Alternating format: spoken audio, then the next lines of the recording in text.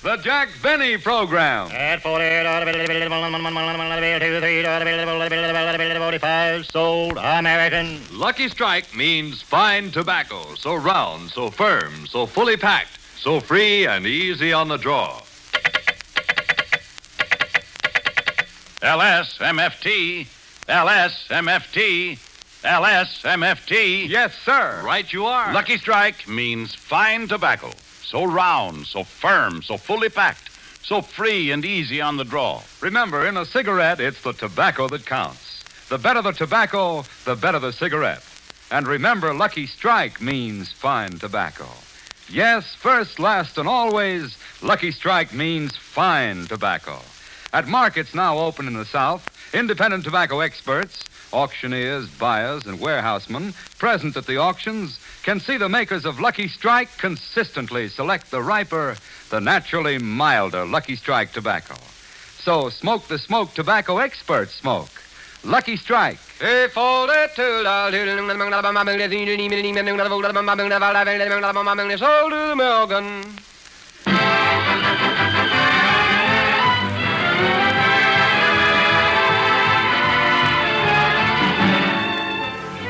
Hello, everybody. This is Don Wilson.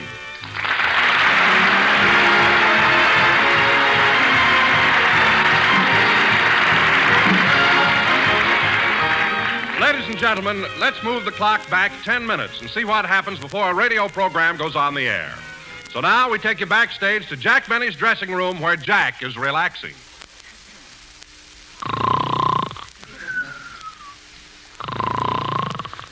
I sure hate to wake the boss up, but the program goes on in 10 minutes. Just look at him lying there, sleeping like a baby. Yep, just like a baby. Maybe I ought to take his thumb out of his mouth again.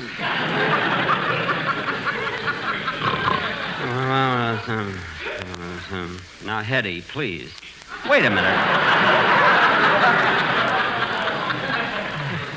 Wait a minute, Hetty. Stop it. Paulette, please, you're tickling my ear. Lana, stop kissing me. You too, Hetty. Hetty, stop. Boss, wake up! You went to sleep to relax. Huh? What? Oh, it's you, Rochester. Yeah, and don't look so disappointed. What? You were talking in your sleep again. Oh, yes. I dreamt that I was making a political speech. That was a political speech? Yes. Well, with those people on your side, you'll even carry Maine and Vermont. What are you talking about? Oh, nothing, boss. You better hurry. You haven't got too much time before the broadcast. No, the broadcast, always the broadcast, like a ghost that keeps haunting me week after week. Monday, I think of ideas. Tuesday, I meet with my writers. Wednesday, Thursday, and Friday, we write. Saturday, I rehearse. Then on Sunday, I do my program. In a half hour, it's all over. And for what, I ask you? For what? For a lousy $1 million.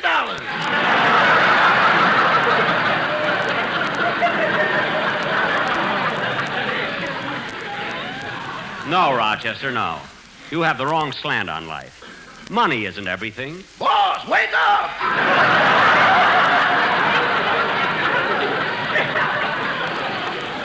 I am awake. Gee whiz, look what time it is. I better hurry. Oh, darn it, I'm sorry I took that nap. Whenever I sleep, I toss and turn, get all rumpled up. How does my hair look? Fine, boss, fine. You want to put it on now? Yes, hold the mirror for me, please. Rochester, looks awful. It's sticking up all over. What happened to it? Remember yesterday when you asked me to shampoo your hair? Yes. Well, the sideburns got caught in the wringer. Wringer? You washed it in a washing machine? Rochester, that's the worst mistake you could make. A worse one was putting starch in the water. Starch? You look so Nelson Eddy-ish with those crisp curls. Rochester, don't you ever put my hair in the washing machine. Told you time and again, I want you to lux it along with my undies. Yes, sir. Now, where's mine? Jack, we'll be on the air in 6 minutes. You better hurry. Oh, hello, Mary. I'll be right with you. Rochester, help me out with my jacket. Yes, sir. There you are, boss. Thanks. How does the jacket look on me, Mary? Does it drape too much around my shoulders? I don't know. Where are your shoulders? Mary, save those till we get on the air. And then save them again. Oh, Jack, don't be so irritable. I was only kidding. I'm sorry, Mary. Just that I've got 1,000 things on my mind. I'm trying to do a program. I haven't got a singer. Well, what about John Charles Thomas? I can't get him. He's on every week for Westinghouse. But I still haven't given up hopes of getting Frank Sinatra. What are you laughing at? What a combination. You and Sinatra on the same program.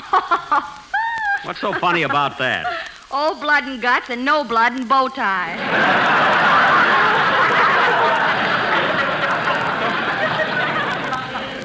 Mary, don't pull that on the show. You'll get hit with a bobby sock. Okay, let's get going. Wait a minute. Here, Rochester, I want you to spray a little perfume on me. Yes, sir. A little more. Ah. Is that enough, boss? Yes. Now stand back while I sweep the dead flies out.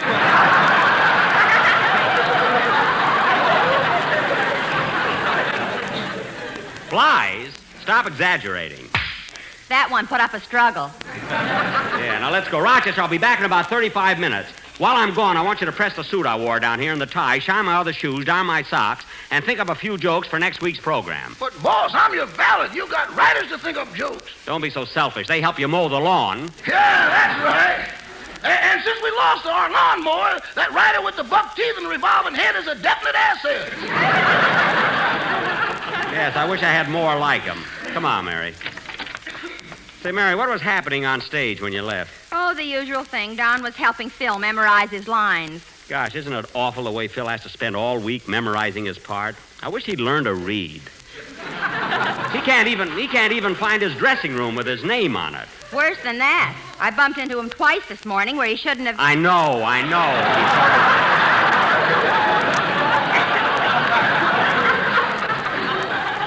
Come on, let's get into the studio. Oh, hello, Jack. Hello, Don. Are we all ready to start? Oh, I think so. But, Jack, I've been going through the script, and there's one line that you have in it that I'd like to change. What is it? It's here on page 12. Don't you think it would be better to say, Don Wilson reads commercial instead of blubber does plug? Oh, Don, it doesn't make any difference. That's just a stage direction. Hiya, Jackson. Oh, hello, Phil. How'd the orchestra rehearsal go? Everything's all right, Jackson. Lawrence just put 4 strings on his violin.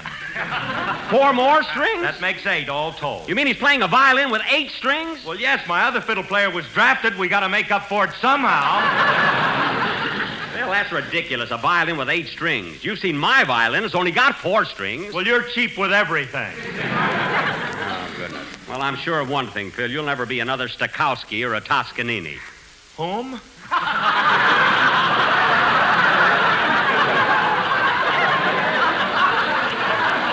Whom?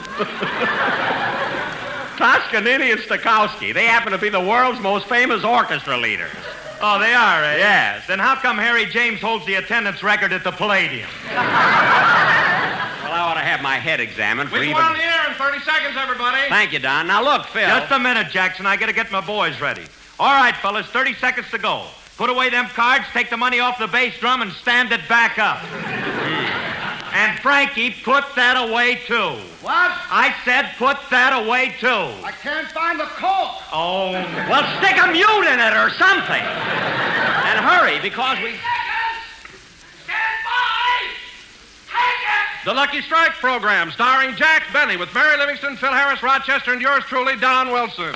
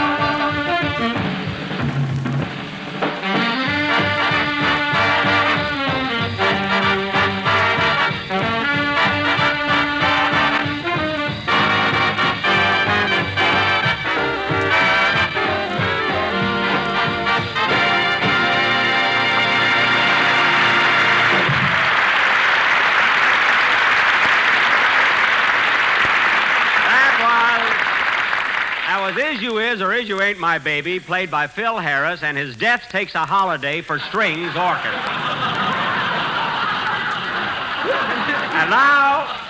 And now, ladies and gentlemen, for the first time in our new radio series, we bring you our thrilling, dramatic feature.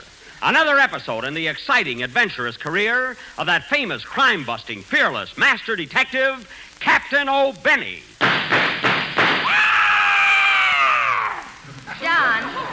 John, help me pick Jack up. Okay. Are you all right, Jack? Yes, thank you. That fearless, crime-busting master detective, Captain O'Benny. Now, Mary, you play the part of Mrs. H. Beacon Van Storage. You live in a big mansion. You live in a big mansion, have 4 mink coats, 6 yachts, and $80 million. Gosh, Jack, how did I get so rich? You sold your car to Muntz.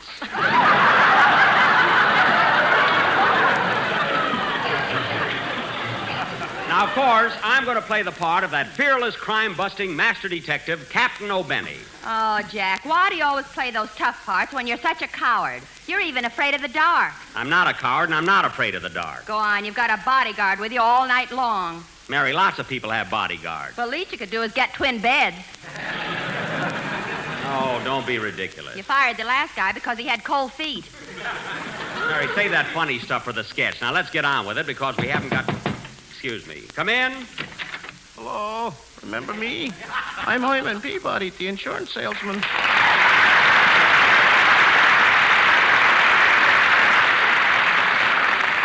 Oh, hello, Herman. I'm busy now. I know, Mr. Benny, but I just dropped in to talk to you about that life insurance policy you took out last spring. Why? I've been paying the premium. I know, but for an extra 15 cents a month, you get an added protection now. An added protection? Yeah, we pay you double if the planet Mars crashes into the Earth.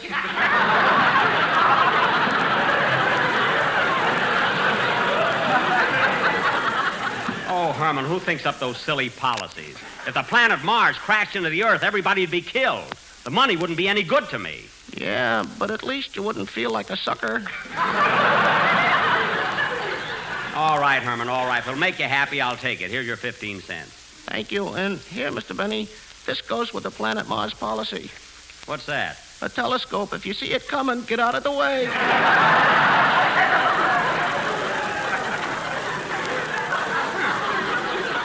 Well, thank you, Herman, thank you. But you better go now. I'm upset enough as it is. I'm trying to do a program. I haven't got a singer or anything. Oh, gee, Mr. Benny, you don't have to look any further. I'm your man. But Herman... On the road to Mandalay. Herman, please. Where the flying fishes play. Herman, look. And the dawn comes up like thunder. Boom. Boom. Out of China. That's very good, Herman. That's fine. Look, now sit down, will you? Maybe you'd like a novelty. No, Herman. I don't want a novelty. Sit down. I sing a song and imitate an electric organ at the same time. Herman, please. Really, I haven't got time. Herman, stop! Herman, stop!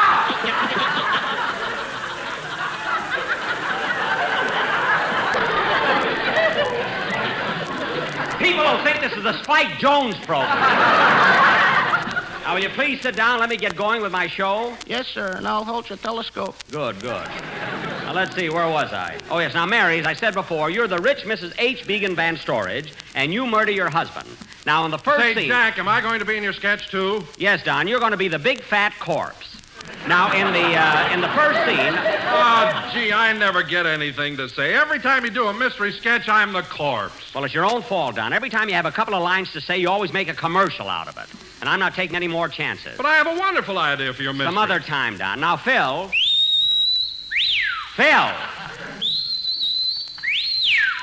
get away from the window and give Herman back that telescope.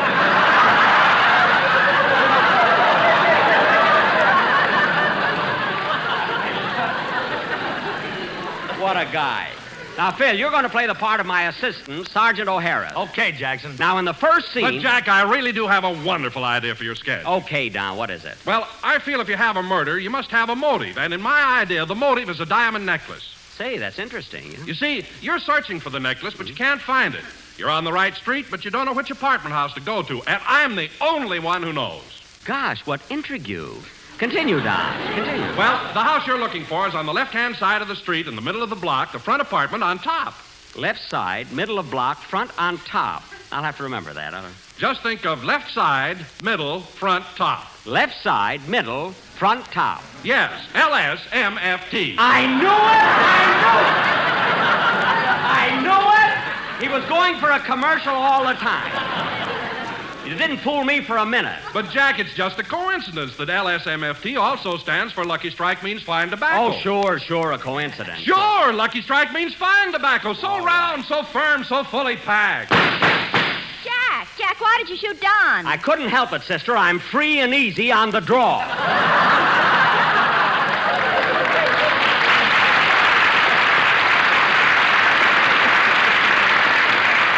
Don, I'm sorry I shot you. Oh, that's all right, Jack. Anything for a commercial. Yeah, thanks. And just for that, instead of being the corpse in our sketch, you can be one of my assistants. Now, Mary, when the scene opens, we find you at your... Excuse me, Mary. Come in. Mr. Benny? Yes? I understand that you're in the market for a singer. Well, yes, I am. But right now, we're preparing... My name is Nazaro, Cliff Nazaro. Well, look, as long as you're here, I might as well talk to you. You're a singer? Yes, sir. You've sung professionally? Yes, sir. How long? 4 years. Where? Western Union.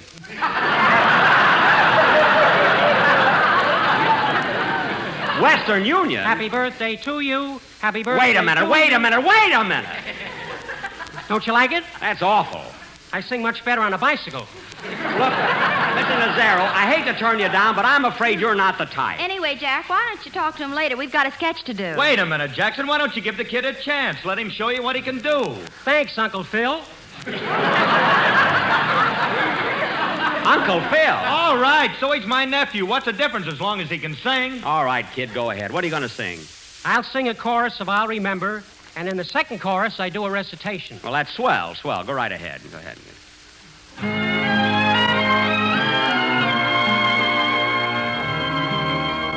I'll remember how I thrilled at the sight of you. I'll remember how the dream of my heart came true. I'll remember... Hey, not bad. How we stood in the moonglow. So hey, the kid has possibilities. Free, you know that, Mary? So glad Kidding is all right. to be Kid's alone. All right. I'll remember cigarettes we forgot. Cigarettes? Well, that's a plug for the sponsor. Cigarettes, you see, that's good. And the oh, you love that. George Washington Hill, you love that. That we missed when we kissed goodnight. You think so, fellas?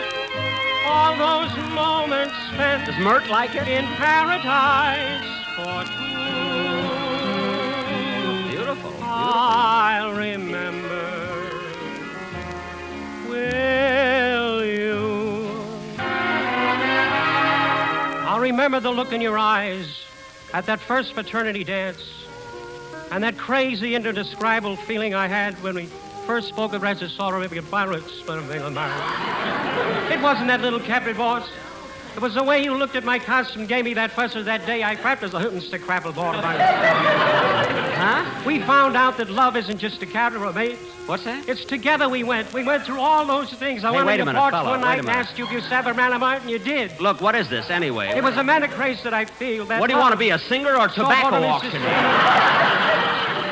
I'll remember. Will you?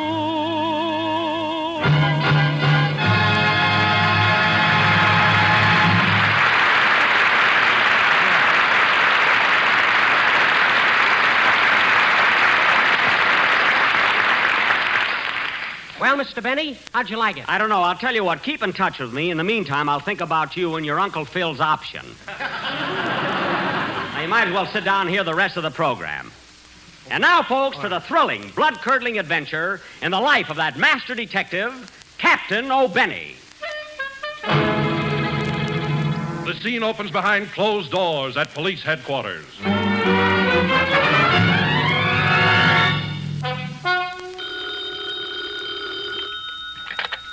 Police headquarters, Captain O'Benny talking. What? What was that, madam? 323 Beverly Drive? Well, what about it? You returned home suddenly, found your husband dead? Oh. Well, you want the flower shop. It's Hillside, 759. You're welcome. Say, Captain, let's finish this checker game. Okay. It's your move, Wilson. Hey, Captain, your other phone's ringing. Shall I get it? No, Harris. I'm expecting that call. I'll take it. Hello? What? 4 dozen white carnations? Yes, madam, I'll send her. I know the address. 323 Beverly Drive. Goodbye. You ought to be ashamed of yourself, Captain, running a police station with a flower shop on the side. What's wrong with it? What's wrong with it? How can I be a tough-looking cop with a petunia in my lapel? And you and your ad. Never mind that. Now, let's get back to that checker game. It's your move, Wilson. Come in. Yes? Hello, boys. I happened to be strolling down this way, so I thought I'd drop in and see the captain. Well, I'm the captain. So you're the captain, eh? Yes. Oh. What about you, Curly? I'm a sergeant. What's holding you back, good looking? Look, miss, what is it you want? Well, don't let it frighten you, but my husband was shot and the murderer is still in the house. Leave it to me. Harris. Yes, Chief. Get the shotguns, the handcuffs, the tear gas, the fingerprint equipment, the squad car, and an A coupon.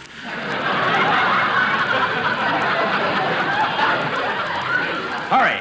Well, say, Chief, aren't you going to finish this checker game? Checker game at a time like this? We got to hurry and catch that. Madam, did you say the murderer was still in the house? Yes. It's your move, Wilson. Go ahead. Oh, Chiefy, come on. Let's go solve that nasty old murder. Well. Will you go if I give you a kiss? Well, I don't want the boys to think I'm taking a bribe, so I'll kiss you. Okay. Hey, wait a minute. What are you feeling around my throat for? Anything that kisses like that must have a keg of brandy around its neck.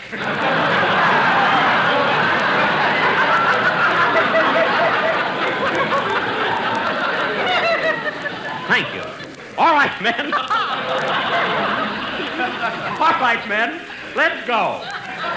And we'll solve this murder mystery, or my name ain't... Oh, now what? Come in. Come on, son. Mr. Benny? Huh? I heard you're looking for a singer for your program. Oh, no, not now. I'm broadcasting. I'm right in the middle of a sketch. Come back some other time. Now, wait a minute, mister. I dragged my kid all the way up here from downtown to see you, and I ain't taking no brush off. Look, madam, I'll listen to your boy. I'll listen to anybody, but first I want to finish the program. I can't hang around that long. The Wilshire bus is out in the parking lot waiting for me. A Wilshire bus up here on Vine Street in a parking lot? That's impossible. No, it ain't. I'm the driver.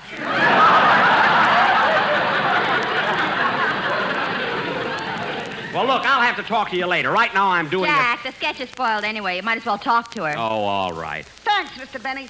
My boy's really a nice kid. His name is Wilbur. Well, that's a very nice name. Hello, Wilbur. Hello.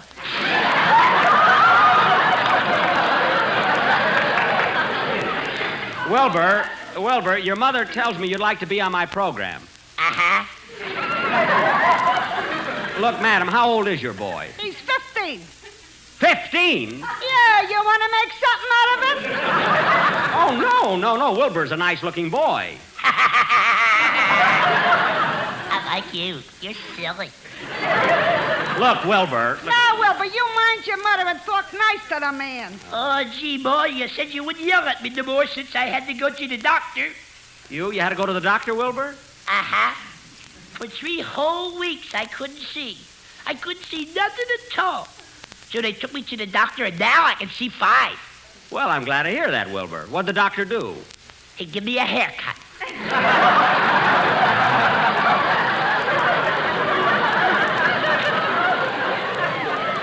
Oh, my goodness. Look, Wilbur, it's no use. I haven't heard you sing, but I know there's something wrong with your voice. I know. I told you I ain't taking no brush off. Go on, Wilbur, sing. Oh, no. Wilbur, sing. Uh-uh. Wilbur, if you don't sing, when we get back to the bus, I won't let you smell the exhaust pipe. You won't. No.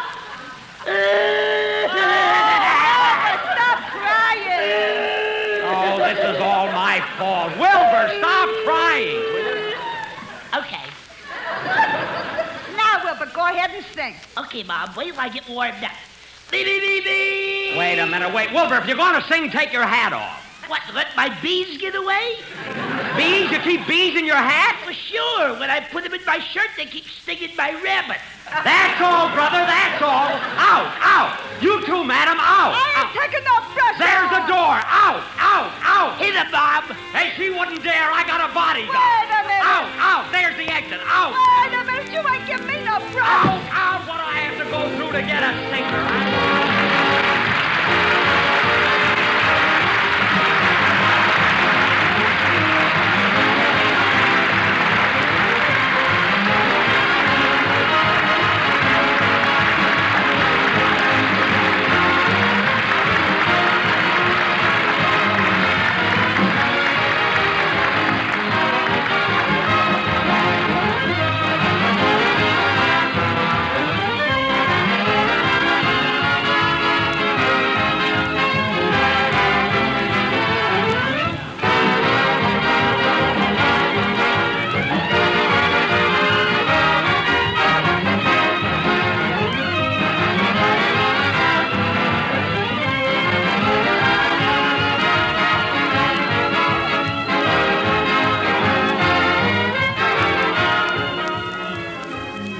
Jack will be back in just a minute, but first, here is my good friend, Mr. F.E. Boone. At 45 sold American. Many things change with the years, but here's one thing you can depend on always. Lucky Strike means fine tobacco. Yes, first, last, and always. Lucky Strike means fine tobacco. So round, so firm, so fully packed, so free and easy on the draw. The famous tobacco auctioneers heard on tonight's program are Mr. F.E. Boone of Lexington, Kentucky, At 44 sold American. and Mr. L.A. Speed Riggs of Goldsboro, North Carolina. And this is Basil Rysdale speaking for Lucky Strike.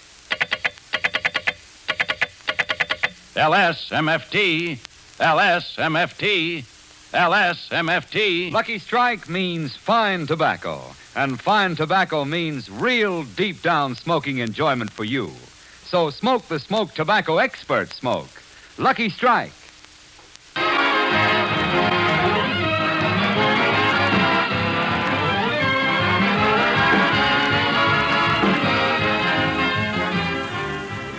And now, ladies and gentlemen, this is Jack Benny again. I have an important message for all of our listeners. Again this fall, the people of the United States are asked to support the National War Fund with their dollars to meet the daily increasing needs of 22 major war relief and service organizations. The campaign has been on since September 25th, and the goal of $250 million must be reached by November 1st. Every dollar given to the National War Fund does a three-way job. It aids our own fighting forces, helps the suffering people of our allies, and fills vital needs here at home. So give freely to your local National War Fund now. Thank you, and good night, everybody.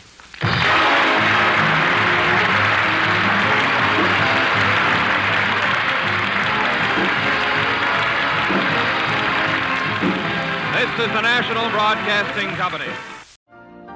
You've been listening to the OTR Gold Network. Find more classic radio at otrgold.com.